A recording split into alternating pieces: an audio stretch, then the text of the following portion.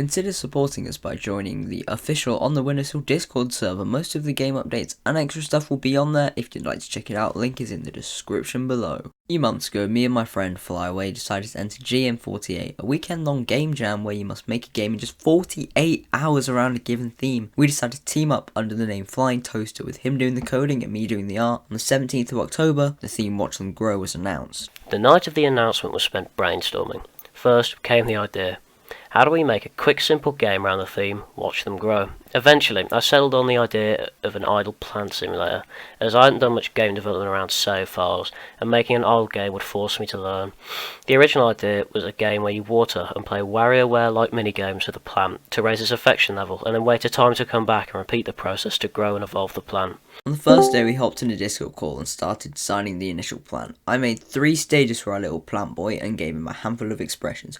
We also talked about the setting of the game, and I started working on a background for night and daytime, as one of the features we wanted to include was the time in the game representing the time in real life. While Toaster was starting with the art, I got started with the code. The first things to be made were a basic clock in the background and setting up the persistence of the game, adding a basic watering function that increased the player's affection if pressed and could only be pressed every 5 minutes. The game screen was looking pretty empty at this point, with nothing but a blue background, time display and green box for a plant placeholder. By the end of the first day, I had finished most of the sprites. They were quickly swapped in with the placeholders and added to the game. While we had less of a game and more of a watering simulator, the game looked nice, which gave us some confidence for the next day. Overnight, I worked on adding a petting feature to the plant, and added the stages for the plant which changed with how many hearts you had. With this feature, I used Toaster's plant expressions to give the plant many different idle states, making him feel more alive, or at least more alive than the green square I used as a placeholder. After a hard day of work, I finally went to sleep. On the last day, we had the main systems in place. Now it was time for polishing and adding as many minigames as humanly possible. I made some cloud sprites with background of night and day. After adding clouds, I worked on the day and night transition. After a few hours of debugging, I made a simple minigames button which sent you to one of 2 minigames. One of them where you move the plant onto one of 4 lanes to catch water and dodge acid. The other one where you click on weeds to kill them before they get too big. These minigames didn't look or play amazingly, but they worked.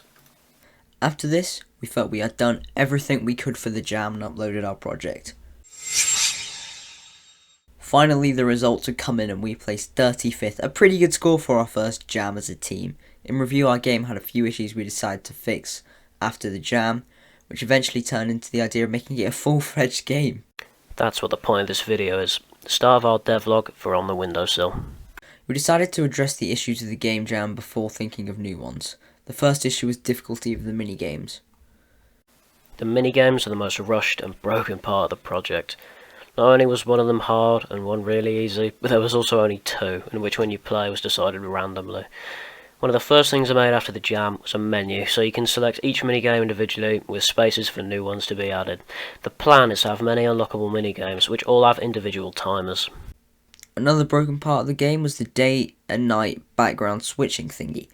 In the jam build, it only changed a set time which worked for the jam, but if you were playing the game in the summer, for example, it would be dark, whereas in real life, there would still be brilliant sunlight outside. Something else we wanted was more plant customization, as in the jam version, everyone had the exact same plant. Since the jam, lots of new features have been added, and many old ones reworked. The minigame part of development probably won't come till we have all the customization features in place, and fully fleshed out the progression system. That about sums up the things we have changed since the jam, but we will still have many more plans in future to implement.